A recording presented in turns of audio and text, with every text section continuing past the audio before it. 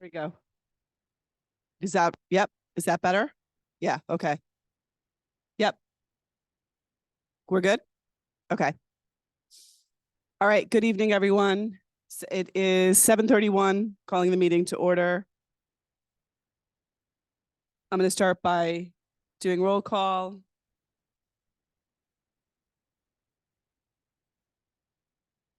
Mike, Selena, Anne, John, Jenna, and Valerie is here. Bonnie is absent.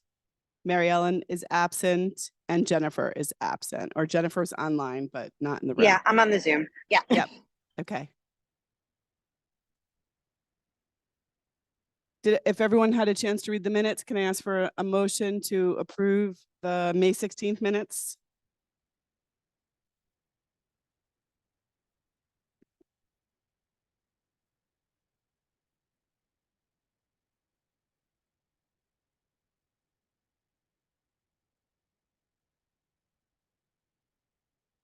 Thank you. All those in favor? Opposed? Can I also have a motion to approve the June 8th special meeting minutes from anyone that was there? And it was a small crew.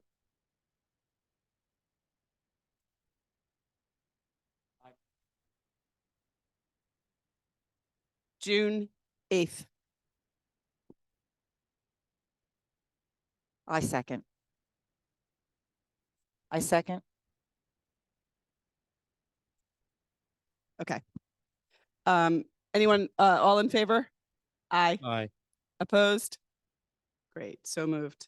All right, with that, we're going to get an update from Ken Gilman.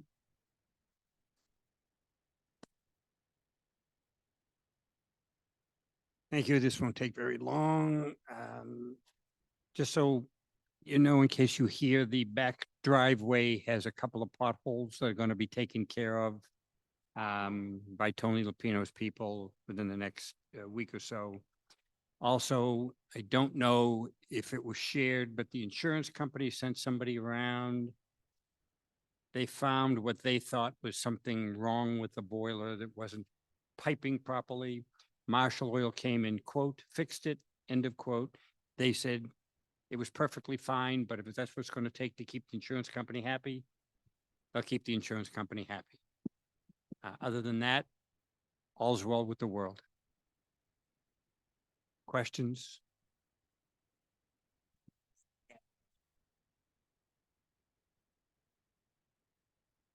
The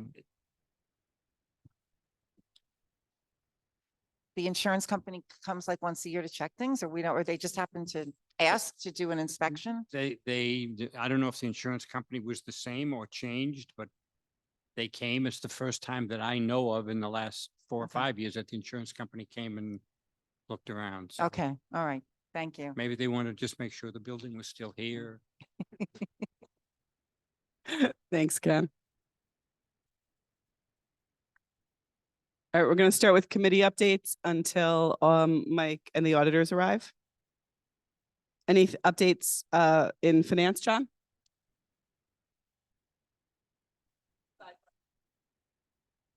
How about now? The finance update, we interviewed a third candidate for wealth management for our funds. I think it was a pretty good meeting. Mike and I spoke with him today, so I think we'll try to make a decision, a recommendation soon. I don't think we have to go to more. We can probably choose from the advisors we had. So hopefully that'll be settled, or at least we'll vote on it next meeting.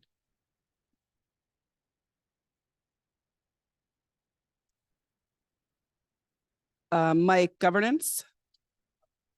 Okay. So I'm not sure made it into the Dropbox. Jennifer, which one of if any made it to the Dropbox? I didn't check beforehand. So document policy.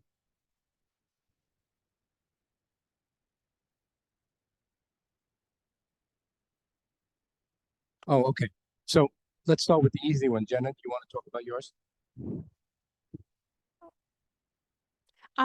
Yes. So first and foremost, the library holidays policy, I matched it against the Westchester Library Systems holidays, which our policy, in theory should really reflect. And it looks like a few are missing, even though we made decisions, it sounds like in 2021, to add Juneteenth. So we'll need to add Juneteenth. Additionally, and this is, up maybe for a vote, I guess. Yes, exactly. Got that. But up for discussion tonight are Lincoln's birthday is a floating holiday, and then Election Day is a floating holiday. So those are currently on WLS's calendar, but not on ours. So I'd like to make a motion to add those so that our policy is updated. So Lincoln and election, Yes, Lincoln's birthday and Election Day as floating holidays. not President's Day. It's Lincoln's Day. Lincoln's Well, birthday. Correct. Well, that's what I want to ask. Is President's Day is a holiday, right? So you're Correct. you're adding a second one in February? Correct. Okay. And that's on the WLS? Yes, Okay. our, we got a copy. Oh, no, If they're floating holidays, but the library's still open, yes, or WLS is still open, but they're listed as floating holidays. correct. I just think that if our policy is going to say that it matches WLS, it should be refreshed.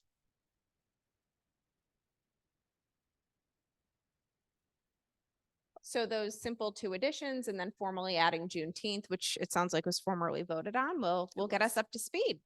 Good. Do we need a motion to approve this policy change? Yes.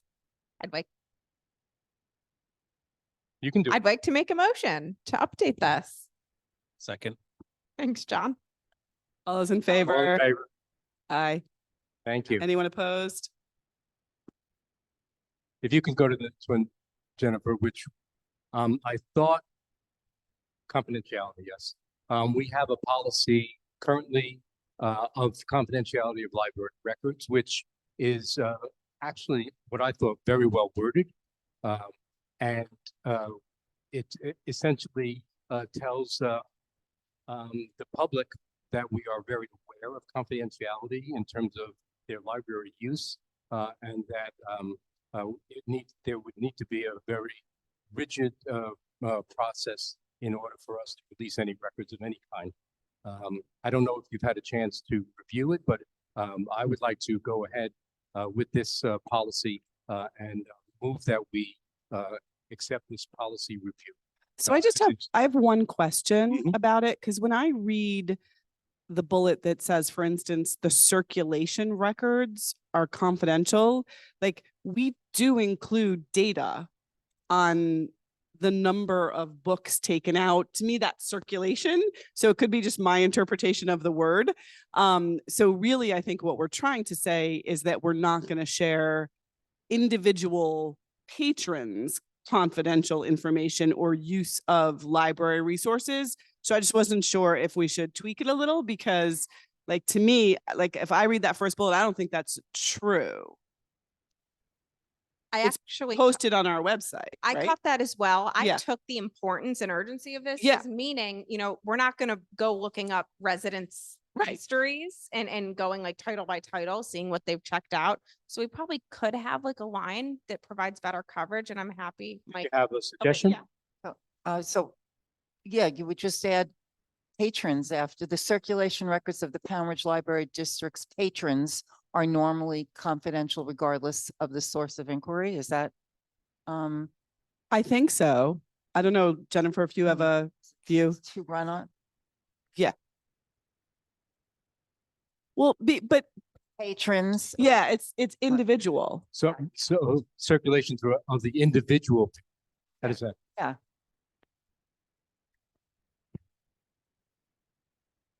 In the paragraph beginning therefore in all caps, we could just add it there because it. applies Yes, to I would all agree. yeah. I would agree. So I would recommend saying, therefore, we formally adopt the following policy with regard to the privacy of individuals with an apostrophe at the S afterwards, possessive. Yeah. Circulation records of the Pound Ridge Library District. I just have a question generally though, because usually when you see these, it's gonna be if some authority comes in and asks us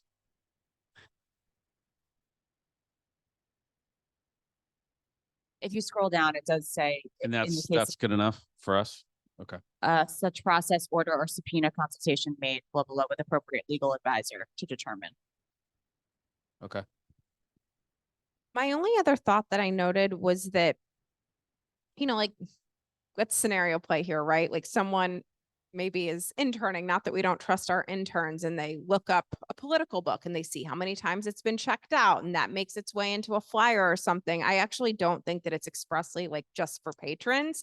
I think we should maybe just say like all circulation data and data of patrons, like something just that gives us a little bit more coverage because, to me, this is also like How- liability and just making sure that we're Sure. protecting How ourselves. how about if somehow we qualify instead what we do, right, distribute? Because our data is anonymized, right? Ultimately.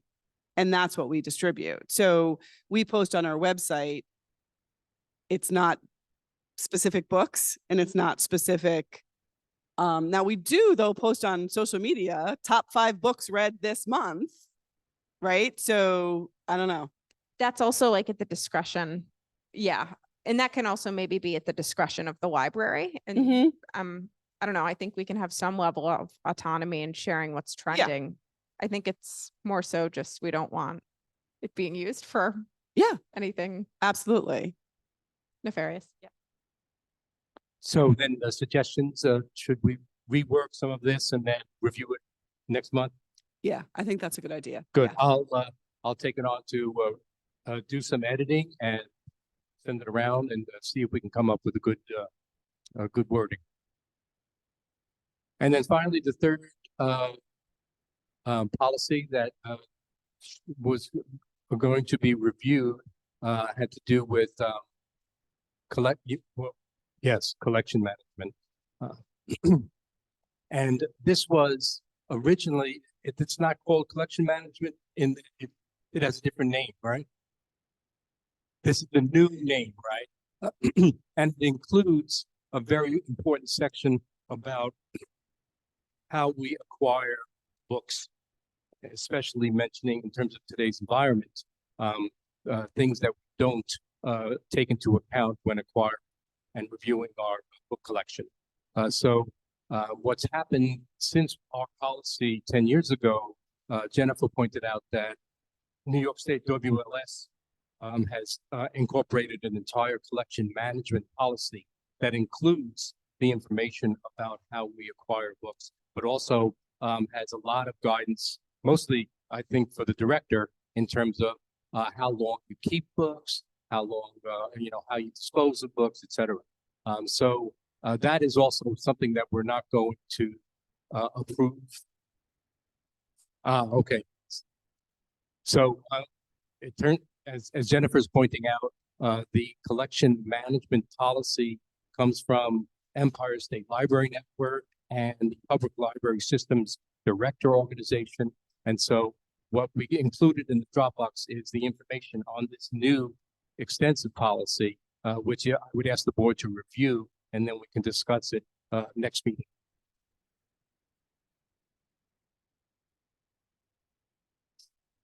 And that's governance. Thank you.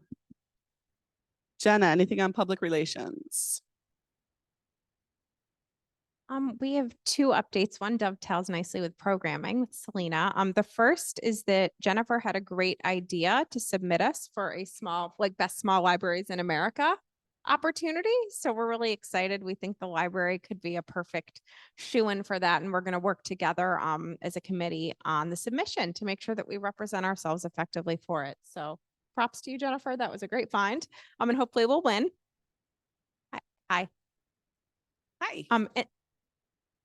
And then secondarily, just to close us out, there was a riveting discussion in the Pound Ridge Working Moms group yesterday about Japanese knotweed, which sounds pretty insidious and terrible. And there was a lot of appetite to meet up formally about it with experts in the community. So Selena and I volunteered the library as the perfect forum and place to have the discussion. So Selena had a great idea to reach out to the president of the Gardens Club, which Jennifer took on today. And again, we'll be looking to schedule this. We think it's going to be a hot ticket here in town. And we've invited a few people that, we're leading the discussion to also have the floor. So it's nice to crowdsource opportunities. Yeah, and just to be clear, Japanese knotwood is invasive weed that I guess is everywhere. That people, once you start seeing it, you won't be able to unsee it. So it was very informative and a very lively discussion. But yeah, it was great to just be able to jump on that opportunity because clearly there was a lot of appetite. And actually somebody else suggested a talk at a place like the library. And of course, both Jenna and I immediately jumped in. So but it's great to keep our eyes open to things like that. And nice to hear residents thinking of the library as a great place for these types of conversations. Sorry, did you have another? No, I was just excited to share. It happened so quickly last night. Yeah. What is it called? Japanese notchweed, like tying a knot, KNOTWED. Yes. Thank you. The only one programming thing I just wanted to point out other than this conversation was that we are having a special event coming up on June 21st, which is a teen music recital. Thanks to Jennifer and Alan for helping to arrange it.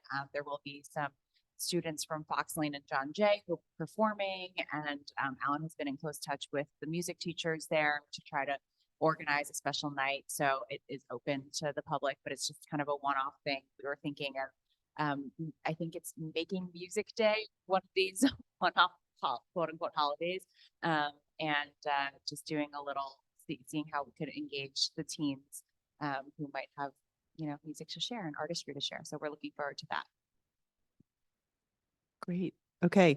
We're going to switch gears and stop committee updates and invite Mike and our auditors to come and talk to us about their audit report. To be heard.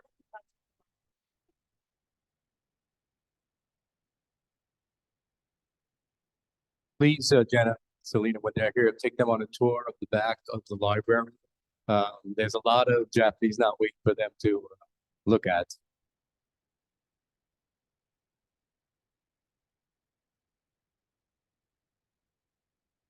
Thank you. My name is Jeff Shaver. I'm a partner with PKF O'Connor Davies. Happy to be here. Is this working? Okay. Okay. Happy to be here to report the results of the audit for the year end, December 31st, 2022. I'm just going to take you through some of the highlights here in the book. Hopefully won't keep you too long and give you a chance to ask any questions you might have or take any comments. The first thing I'd like to mention is right after the table of contents is the auditor's opinion. And we have rendered what's known as an unmodified opinion, also known as a clean opinion, and that's the most favorable opinion you can receive. What that means is the figures, the numbers, and the disclosures in the financial statements are complete and they're accurate. It does not mean that the numbers are favorable, and it doesn't mean that they're unfavorable. It just means that they're accurately stated. There is one other new item in here, this change in accounting principle we've done as what we call an emphasis of a matter, which doesn't change the auditor's opinion. It's just something that we're bringing attention to. There's an accounting standards related to leases, and we did have to make some changes related to that, and I'll show you that when we get to that section. I'm going to go all the way to the back because the back is kind of where we show some of the details before we sum up to the front, page 29 and 30. Pages 29 and 30 is the general fund, comparative schedule of revenues, expenditures, and changes in fund balance. It's a 4-column presentation. So you see the original budget is the first column as adopted by the trustees. The final budget encompasses any amendments or transfers. The third column is your actual revenues and expenditures. And the variance is the difference between the final budget and your actual results. So you can see when the budget was initially adopted, it was anticipated $804,000 would be collected in revenues and the same amount would be spent, and no amount of fund balance was utilized to balance the budget. That number, those figures were revised, as you could see in the final budget. The trustees did pass at least one resolution to transfer line items around and also provide funding for the renovations that were done here at the library. The net amount of the fund balance used for those renovations was $382,566. The balancing figure on the bottom of the second column. And also, in addition to that 382,000, there was shifting between the lines to get enough money to cover all the expenditures that were necessary during the year. I think the total expenditures on renovations were just over $500,000. So the 382 certainly was the bulk of that. You can see on the revenue side, the top part of the budget, you receive all the property taxes that you levy. The town does the collections and sends you 100%. So you don't normally expect to see a variance on that line. The category use of money and property, that's a state mandated category, but that essentially in your case means interest earnings and any kind of rental earnings like your lease payments would go in there. The actual revenues are negative because there was a change in value on the municipal bonds that you hold. 2022 was an unusual year for the market. Feds raised interest rates. The value of bonds went down, and that's why you're seeing that negative number there. Keep in mind, the negative 65,000, you budgeted for 77,000. It creates a variance of 142,000 negative on the revenues. Hopefully that was a one-time market adjustment that won't happen again. The expenditures were, as I said before, adjusted upwards to about $1.3 million, and those were the actual expenditures. Also, just about $1.3 million. As I said before, there were transfers during the year, and I think after those transfers were made, there may have been several audit adjustments or last-minute accruals that did cause you to overexpend the budget by that 33,000 there. But I think it was just the timing of the transfers that were done versus the final adjustments. And you can see the net change in fund balance or decrease this year was 557,000. It's really the result of the renovation expense and also the market value of the investments going down, or the two big factors. So we started the year at 2.3 million in fund balance, and the year 1,755,000. So if you go one page back to page 28, just want to show you briefly the general fund balance sheet. You can see the total fund balance year over year, and there's the 1,755,000. The second number up from the bottom of the 2022 column. Some of the monies are restricted because there's I believe it's called the Woods Trust. That's in the non-spendable category, the piece that can't be spent. And then the restricted category, which can be spent, but only in accordance with the agreement. And that's 143,000 non-expendable and $390,000 expendable. And that leaves us with the residual amount of fund balance.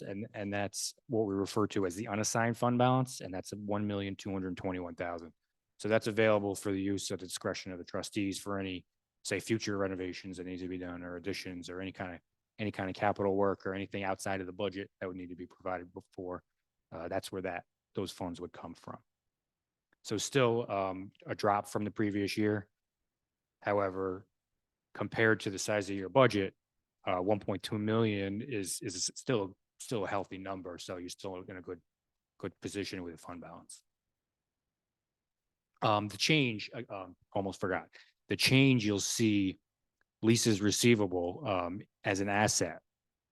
This is a result of a new accounting standard that requires us to record a lease receivable when you have a lease agreement that's greater than 1 year because of the rental of the cottage. I think it was renewed in October 2022, and it's a 2-year agreement. That's what that receivable represents. The December 31st going forward, the amount that's due on that lease. The accounting standard also requires us to record an offsetting amount, and it's called a deferred inflow of resources. And you can see that underneath the liability section, and that's kind of an offsetting amount. Now, the numbers aren't exactly the same because they're treated slightly different, but they will be similar throughout the life of the lease. So really what the standard does is cause you to record an asset and offsetting deferred inflows of resources. So it kind of makes your balance sheet look a little bigger, but ultimately the impact to your fund balance is really very, very minimal in this case. But that's really the change. If you leased equipment, this is on the revenue side. So you're taking in rental income in this case. If you leased equipment or leased space or leased anything as an outflow of resource, the accounting standard would be a little bit different, but it also applies on that side as well. Just so you know. So that's the accounting change. Most accountants don't like it. Most of our clients don't like it, but this is what we're here dealing with. So that's the result.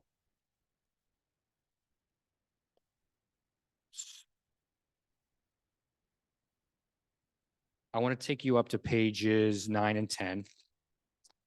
When we talk about the general fund, it's known in governmental accounting as a governmental fund. It's accounted for under the modified accrual basis of accounting. So when you do a renovation to a building, it's an outflow of resource, it's an expenditure, and it reduces your fund balance. The statement of net position, what I'm on page 9, is economic resources method or full accrual accounting, similar to a for-profit entity or not-for-profit entity. And this type of presentation, you spend money on a renovation, you improve a space, and it becomes an asset, a capital asset, and you depreciate it over the life of that asset. So it wouldn't reduce your net position in a situation like that. So it would increase capital assets, and it would be depreciated over whatever the life of that asset is. So you can see that's the change from the general fund to the statement of net position. And governmental accounting is a little unique in that it requires us to do both. So there's actually 2 sets of statements in here, and they reconcile to each other. They are reconciled, but that's the required presentation that you have to do it 2 different ways. There also would be long-term liabilities recorded on this, but you don't have much in the way of long-term liabilities. You have some small compensated absences of about $1,200. So if certain employees left, they'd be entitled to certain payments, vacation and sick accruals, but that's a very, insignificant number. You don't have any debt outstanding. You're not in the New York State pension plan. You don't offer health insurance to retirees, because that's usually a very significant liability when municipalities do that. So really nothing in the way of long-term obligations that are out there for the library. And the remainder is a net position. So the general fund had $1.7 million of fund balance, and that converts here to about 2.6 million of net position. I don't want to take you through all the note disclosures because I think, people start to nod off. If anybody has any specific questions, I'd be happy to try and answer. If you want me to go through something in more detail, I could do that as well.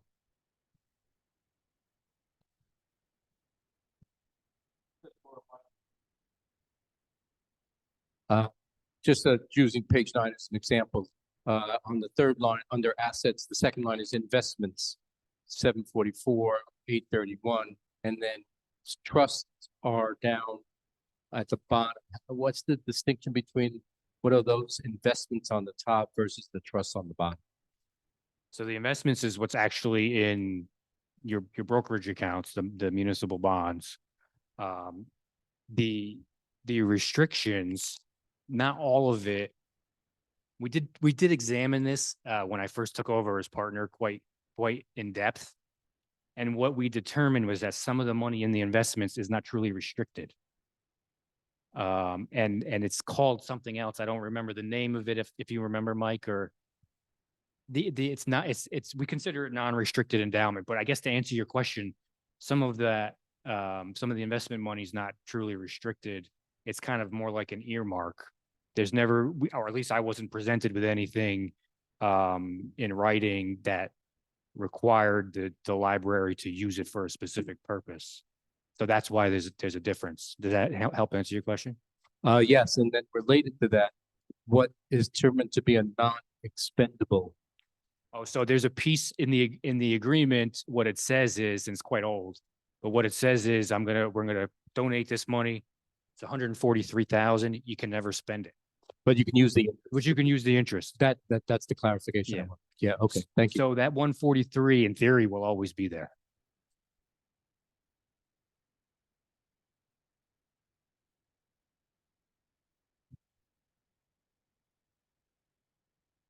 Thank you.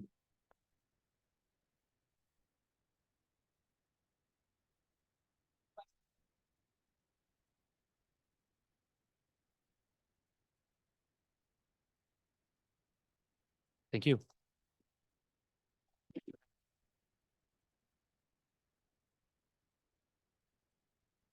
All right. Thanks again. We're going to move on to financial update. You good?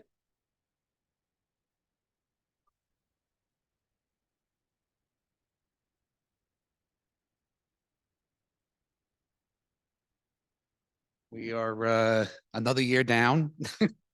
So I'm very happy that we had another successful audit. This is now my I think it's my fifth audit already. So, and before I came here, I think we were like 2 or 3 audits behind, so 2 or 3 years behind. So I'm very happy for that. We do great work with them. Anyway, in regards to our May 31st, 2023 presentation. In total, obviously now you'll see all the other accounts that we set up with the 2 Chase accounts, the 2 key bank accounts. Obviously, we still have money with Signature, $1.3 million as of May 31st of 2023. Let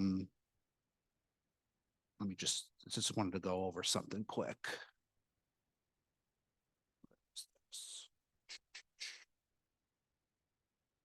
Right. So, I mean, we're almost up about $300,000, in our net position cash wise, just even from the December 31st presentation. So, I didn't do comparatives this time around, but I just wanted to show you that, we are up in that. The accounts receivable is nominal. The prepaid expense is nominal. That's just we carry that over year to year and it gets adjusted accordingly if need be.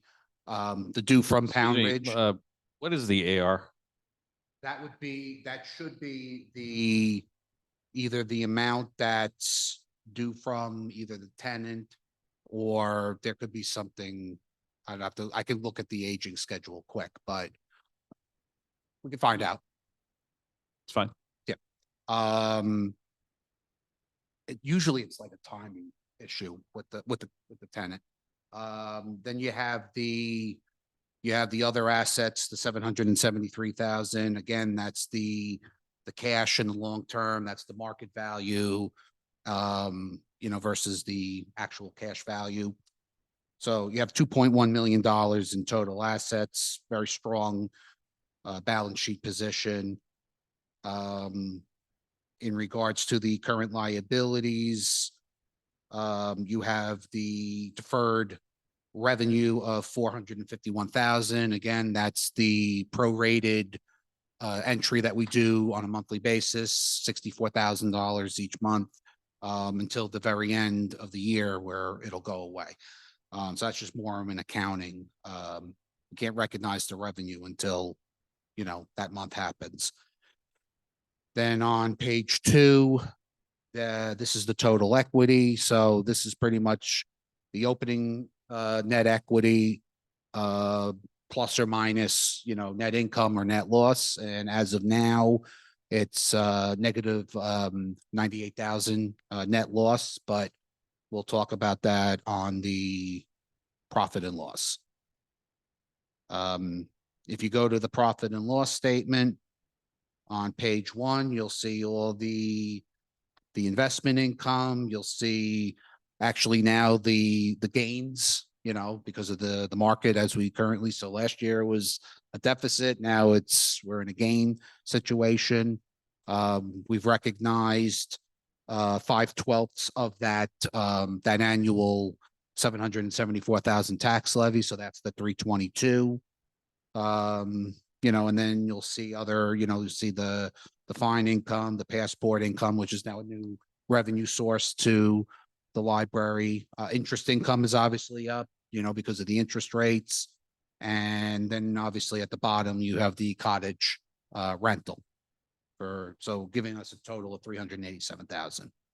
The total expenses for the library services are $43,000, of which the majority is made up between the children's programming, almost 13,000, and the programs of 21,000. So that makes up the bulk of that category. If you go to page 2, the office G&A, $61,000. Of that, you have the consultants, you have the accountants, and you have the equipment purchase. Those are your big ticket items for that particular section. Then you have obviously the properties and grounds. What Jeff had mentioned earlier in his presentation, that we had $1.2 million, of unassigned, undesignated, money. So obviously the library and the trustees have taken, a forward approach to invest in the parking lot project for this particular fiscal year. So that's $173,000 that you kind of used from that 1.2 million. So that makes up that bulk of that expenditure. And then you have the salaries and the benefits. Of course, the salaries and the wages make the majority of it. The difference is the fringes that go along with having the employees. So that's $118,000. And then the technology is shy of 31,000. That's your WLS and any other type of technology that needs to be purchased. And then the last page is the utilities.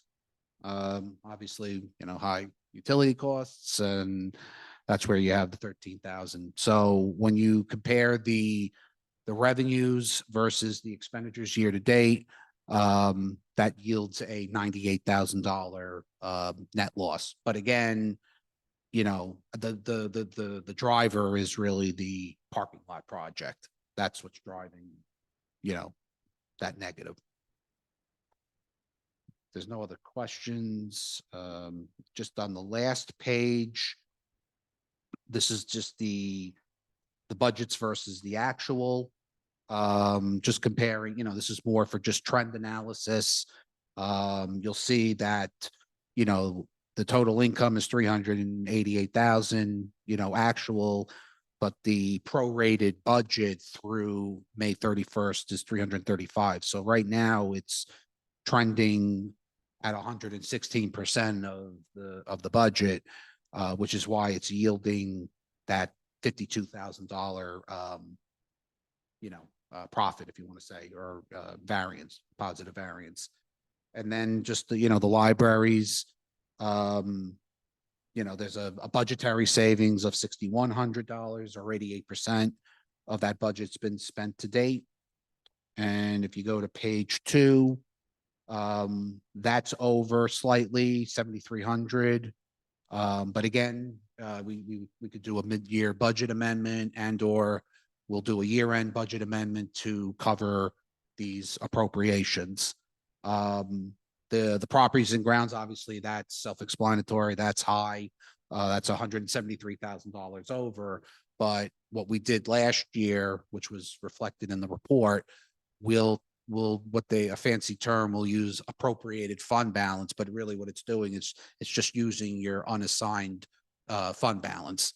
So we'll be able to increase the appropriation to match the expenditure, and the appropriated fund balance is really like the the savings slash revenue source. So that'll be your offset. And then you have the salaries and benefits. Even though there's been an increase in, personnel and comes with the fringes, we're still 75% of that budget. So there's a budgetary savings of $40,000, which could be, repurposed or, covering the other expenditures. And then the technology, that one is just that evens itself out at the end. It's just the timing of the bills and all that. And then if you go to the last page, just slightly up from the budget, about $3,000. So, and when you compare the revenues versus the expenses, there's that $98,000 that's referenced. So, Mike, the 176 we've spent now through May, what have we gotten for that, and kind of what are we expecting for the rest? in regards to the parking Yeah, project, well, I guess the question is, how much more are we, if we're almost done with the project, how much more do we have the paving part? And what's that, off the top? Yeah. So okay. I can get that answer, I haven't seen anything yet on how much that'll be, but.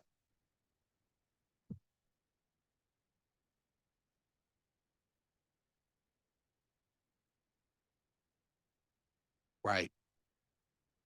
So we've been keeping, okay, yes, that is correct. So we've been keeping that on. And I guess it's immaterial from the auditor's perspective, but it has been suggested that, we would set up either an allowance for doubtful accounts, or you just write it off as a bad debt expense.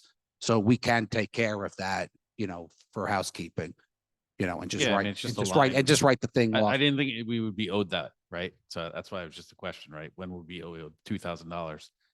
If it's that old, we should probably just get rid of it.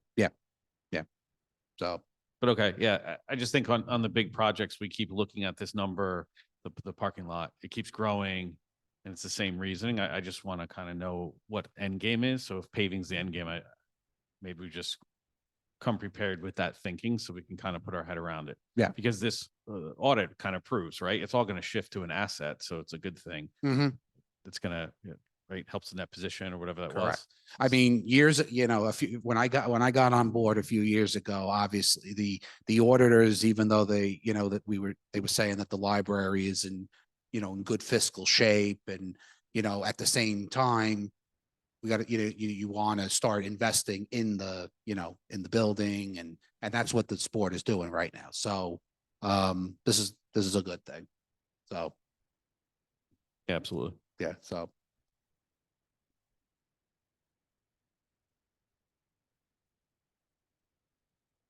Other than that, I think that's pretty much the presentation for May. There's enough money, as you could see in the balance sheet, to cover this particular warrant. So I don't think there's any reason to transfer money for any reason.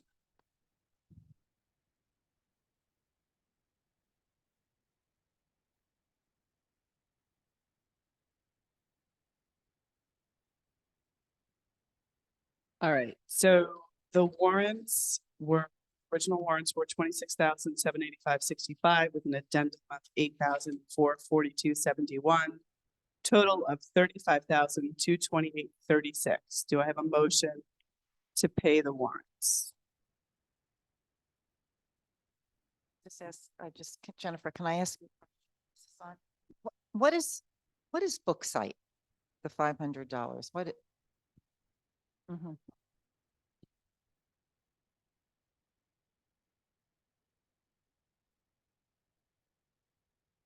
Is that a one-time fee, or is it every, okay, a yearly fee? Okay, because I hadn't, all right.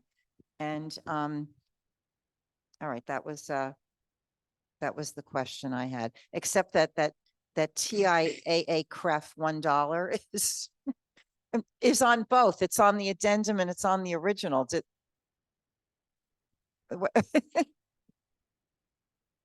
Okay. They-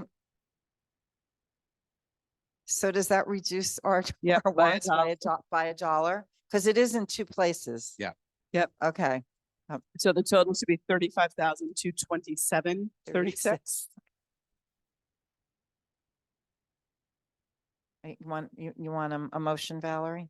Yeah, I Okay. want a motion. Okay, so I make a motion that we approve the warrants in the amount of $35,227.36. Second. All those in favor? Aye. Aye. Opposed? So carried.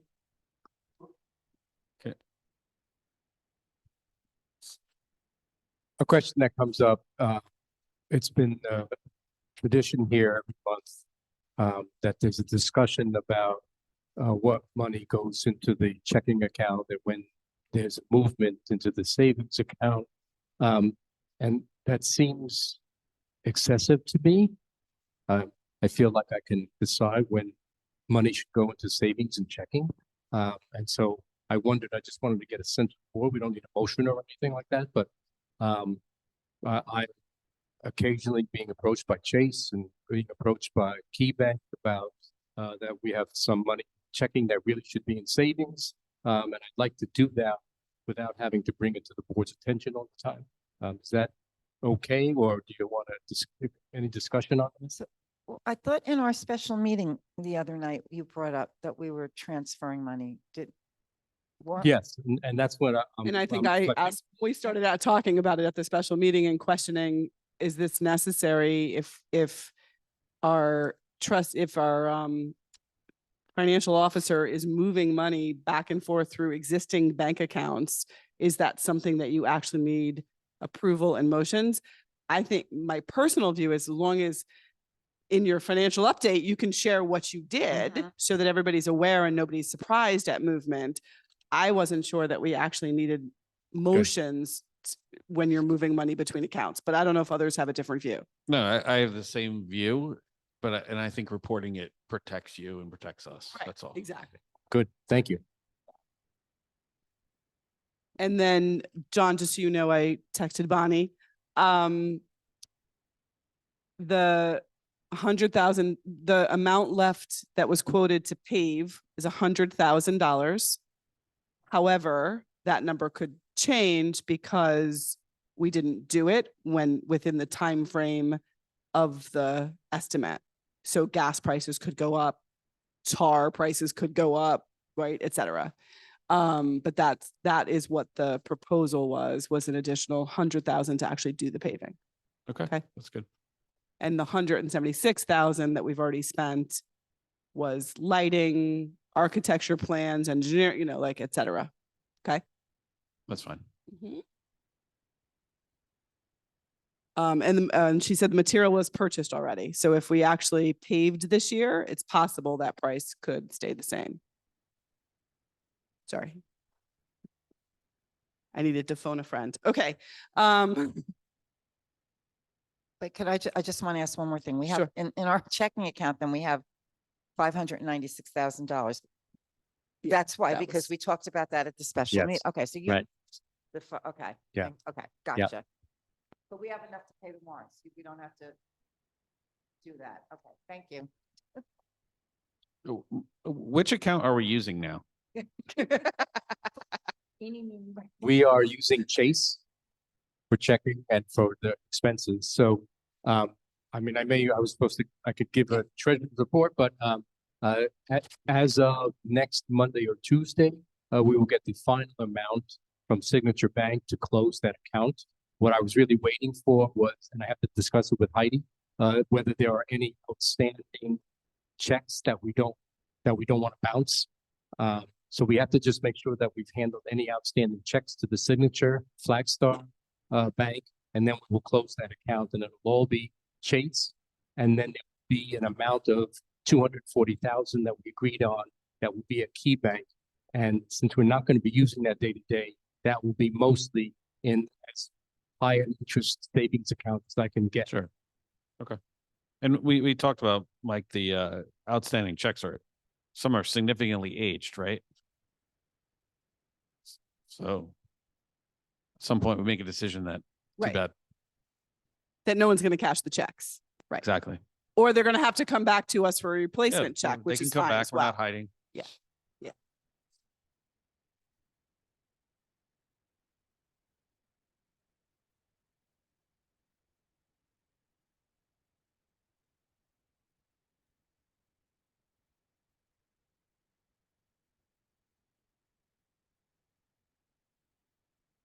The checks probably aren't even good anymore. I think they're Right. 90 days. Yeah. Yeah. Yeah. Okay. Okay. All right, let's go back to committees. Selena, you were done on program? Okay. Nothing for human resources legal. John, anything on long range planning? Nothing. Interior refresh, Ann, are we done? Are we taking it off the list now? No, please don't take me off the list. So the two mobile shelves arrived, they're in the, they were in the warrants. And the last thing, which is, I guess, part of the interior is we're just going to put the final approval on the plaque in the foyer. And I think because that's in our entryway, Jennifer, I would ask you to send it out to everybody just to take a final look at the wording, and Valerie, Mary Ellen and I think we'll just approve it because, I think it's real important that that plaque, that everybody likes it and approves the wording, and it looks, balanced and pretty with the picture. The budget was approved already for it. What? The budget was already approved for Yes, it at but a I just previous want to meeting. make sure Yep. everybody that, just, because that's going to be permanently affixed to the wall, and I just want to make sure. And that's it, for the interior. Yeah. Okay. Thank you. So parking, I'll just tell you what I know. I think most of us know this, but we did go before the planning board. They did ask us for a traffic study. And at the special meeting, we approved $5,000 to pay for that traffic study. I have not heard if they've started. My understanding was they were going to start right away. So hopefully we'll know a little bit more in the coming weeks.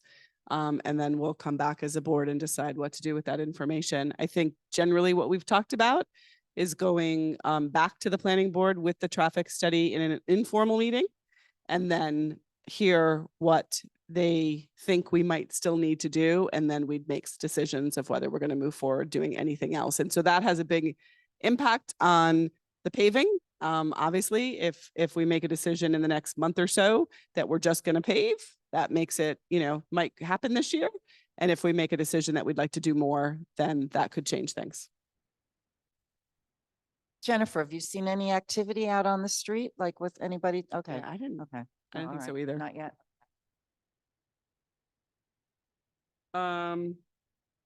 Technology, Mike, anything? I feel that there's air conditioning here. Is that fixed? Good. No, that's my report. Thank you. The Okay. air conditioning is fixed. Great.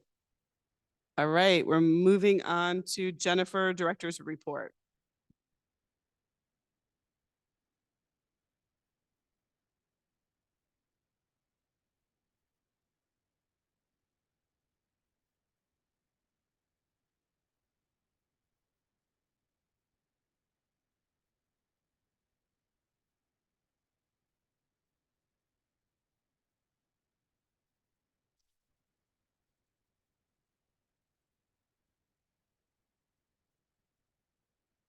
You want me to turn the lights down so you can see it better?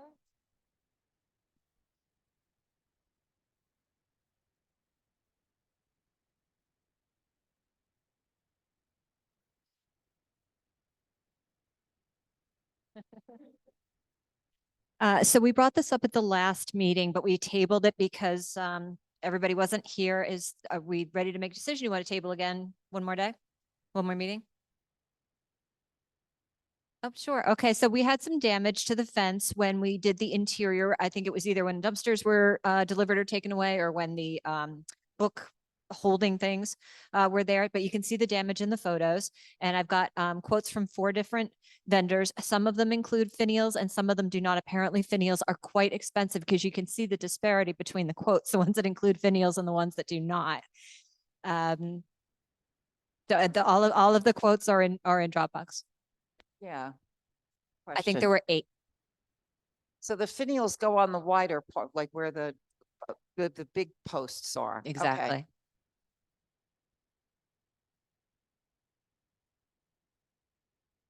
Oh, okay. So, Yeah. so they're, That's great. thank you. So I had included the quotes and the detail and everything in the Dropbox. I think it might have been in the last Dropbox. Did anyone have any questions or want to discuss this further? Well, I have a question. If we decide not to go with finials, is it and then we don't like it, is it something that could be added later, or, I mean, I don't really know. Does anybody know anything about? I can Fence? find out. I don't Okay. have that information. Okay.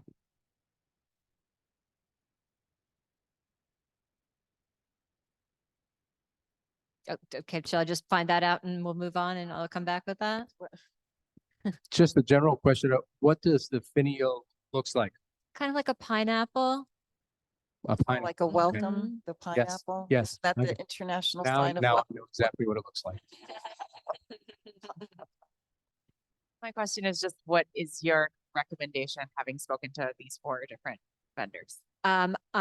We've worked with Genesis Pro in the past, and we've also worked with Mac Construction and Lapino. I think that in the past, the finials were kind of a deal breaker. You know, those had to be part of the reconstruction. They're just incredibly expensive. Even the most basic ones that they're trying to find to match what we already have. So I mean, it's just some of the people that looked at the fence said you need a lot more work, and the others said you don't need that much work. It's again, you have an artist yeah. draw 2 different paintings of the same bowl of fruit. It's, So it's that was why I interpretation. asked the question about the finials, because I thought we were only missing 2 finials. And so they're gonna actually have to replace all of them so to match? Is that the ultimate?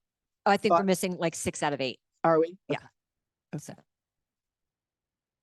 Just another question. Does this need, because we have a landmark building, is this part of our landmark building that needs to be reviewed by the landmark commission? it's a great question. I've been in touch with them. I'll go through later about event. If they're that concerned about event, they'll probably be I have a concerned about that. But feeling I think if you're replacing what's already there, it's all including right. It's if you're finials. changing it, that's gonna be, Yeah. but I will definitely check that with I'm the gonna commission. guess that finials are in our future.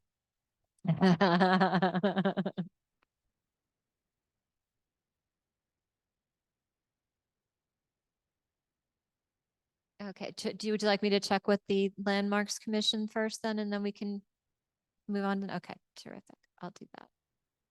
Okay, well, speaking of this, we had some leakage from the roof, as you recall, a few months ago, and Mike Kellert of Mac Construction went up on the roof and patched any spots that he thought might be vulnerable. And he also inspected the crawl space between the roof and the ceiling. And it turns out that the roof venting up there on all 4 sides was spray foamed over. So it's not getting any venting, and that's going to cause moisture to be trapped. And therefore, that's why we're getting leaks. And that would also lead to mold. So this is something we definitely want to address.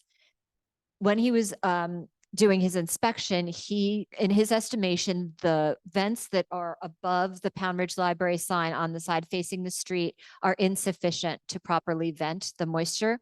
And he would recommend that we replace it with a larger rectangular shaped one. But that does open a trapdoor as far as the Landmarks Commission goes, because it actually would have to involve the landmarks as well as the planning board, a certificate of appropriateness application, a site walk, a public hearing, an application and a permit. So I put the letter from Ed Baum of the Historic and Landmarks Commission in the Dropbox if you want to read it.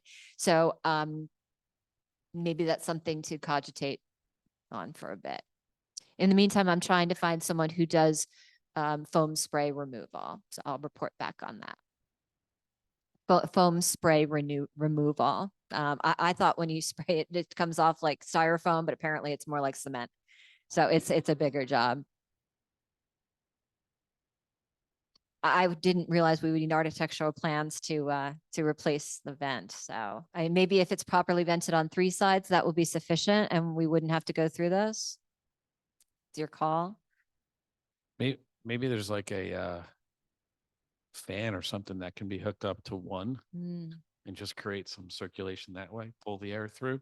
I'll ask So we don't have about to change that. the outside. Yeah, I'll see if I can get some more information on that. So yeah, I think it's probably a lot of trouble to go down the path to try and replace it. So see if we can work around that. Okay, some miscellaneous issues. The Zoom issue is resolved. I've had the gentleman from the audiovisual play on the line with us tonight to confirm that he can hear everything. So hopefully that is taken care of. That which leads us also into the acoustics issue, because while we've got the Zoom issue figured out, when we had parties here, as you know, it was very difficult to hear. So that is something perhaps that you want to move forward with. The proposal that was in the Dropbox is for about 14,000. According to the acoustic company, quote unquote, there will be a huge improvement in acoustic quality in the room. I can guarantee incredible results. I don't know if you had a chance to watch the little videos that are in the Dropbox, but they're quite impressive.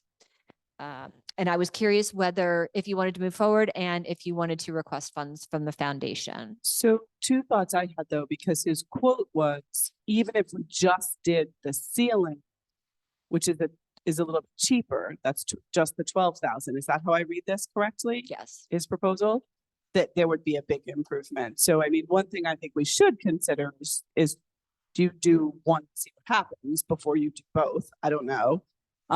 But then I also think it is worth a question to the foundation of whether it's something they'd be interested in doing. So anybody else who wants to pay for it, the foundation or otherwise, I think is always worth exploring. I don't see much of a difference between 12 and 14 if we're going to do it. I'd just go 14. I just had a quick question. Is this the result? Was there an acoustic study, a report done from the people? Yes, they came and did a site visit and then they submitted a drawing, a map of where they think that the acoustics need to be applied. And all that is included in Dropbox. Oh, I Yes. see that. Thank you. Okay. Along with the videos of the before and after of some work that they've done. So it looks impressive. Yeah, and it was my understanding that the foundation had already expressed an interest in funding this, so it shouldn't come as a surprise. So, Yeah. Right. I'm under that same impression. Okay. So I'll prepare a grant request to the foundation then. And do we want to do it for the full 14.9 amount? Okay, great. I'll present that at the next board meeting. Some other information, the EV charging stations are up and running. The charge is $3 per hour. The money's transferred directly into our bank account and you can pay for it using your phone or a credit card or debit card. Lastly, I don't know if everyone had a chance to look at the children's room drawings, which were done by Creative Library Concepts, the vendor that did the rest of the library.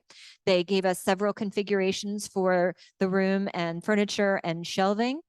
And I was curious whether you wanted to create a committee to review that.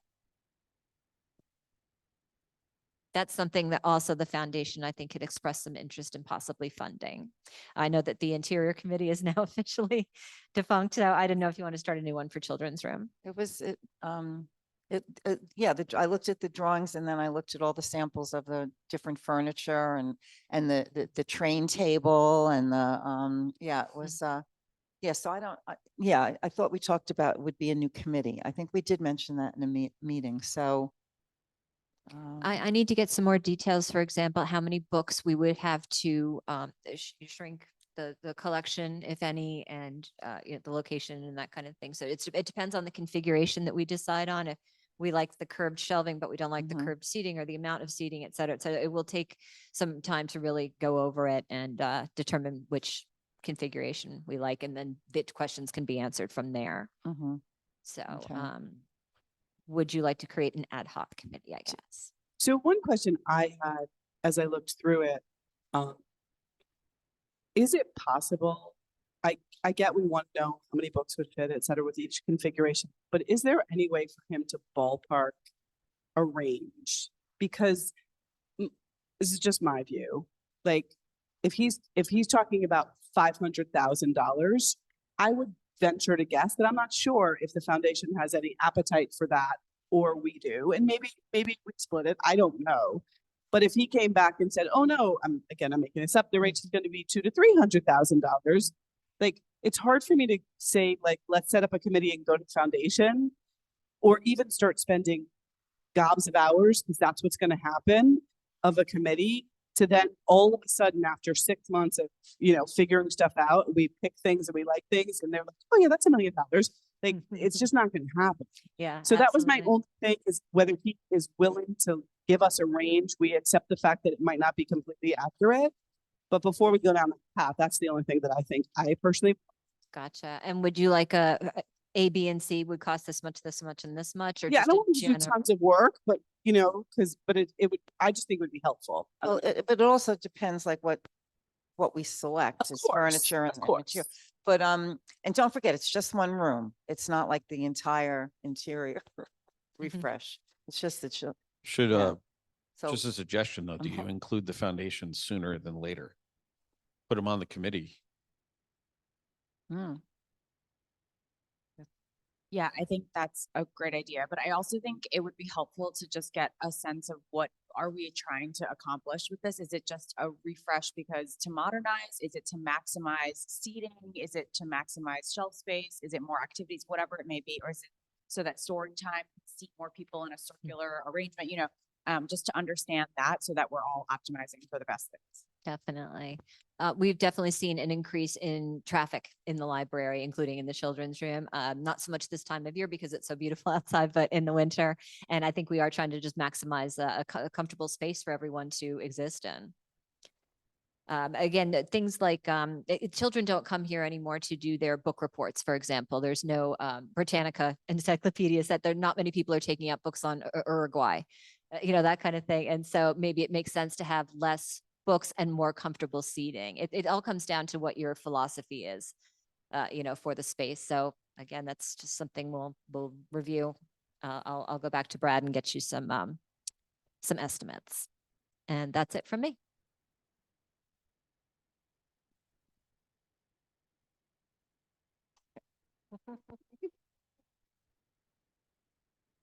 Can I just say one thing? I was at a church picnic on Sunday, and two of the men that were at the grill happened to live in Pound Ridge. I got to talk to them because my husband couldn't help himself. He had to take over the grill doing the cooking. But in any case, I talked to them. I said, they were young guys. I said, do you have families? They said, yes. I said, do you use the library? And they said, yes.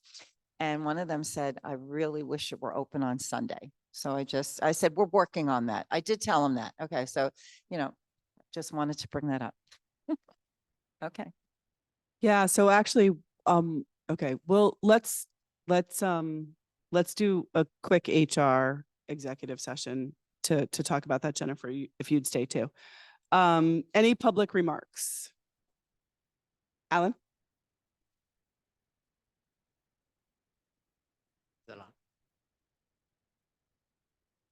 Celine, I didn't want to correct you while you were giving your report. Just a quick update on the music recital. Fox Lane Middle School, they have dropped out of the music recital / concert. So it's just going to be John Jay on June 21st. Okay, so that's it. You're welcome. Thanks, Alan. Any other public remarks? Okay, let's choose our next board meeting, which I should have done earlier. I apologize. In July is going to be a mess, I'm sure. Okay.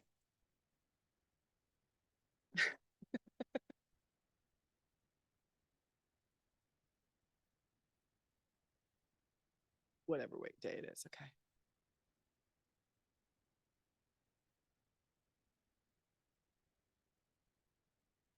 So Tuesday is the 18th.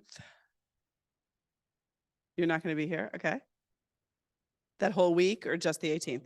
The whole week. Okay. So let's look for the next.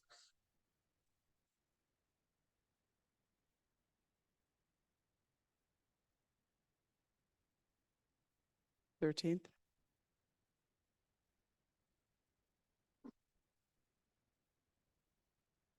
How does July 13th look to folks? July 13th? Folks good? July 13th it is. Yes. You okay, Jennifer? Yeah, no problem.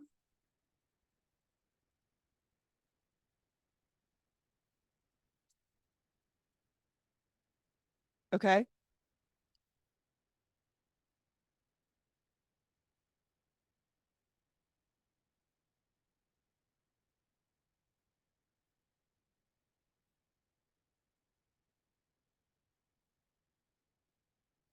I saw it in the Dropbox too, but I guess it didn't make the form.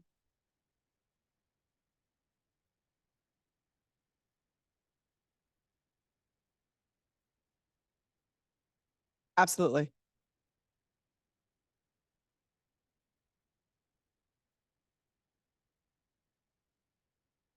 That's our total.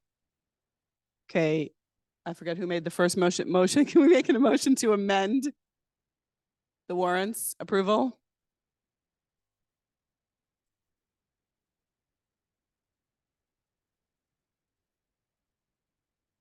Yep.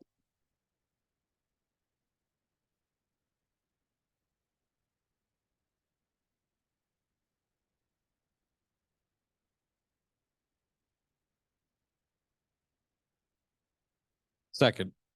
All those in favor? Aye. Opposed?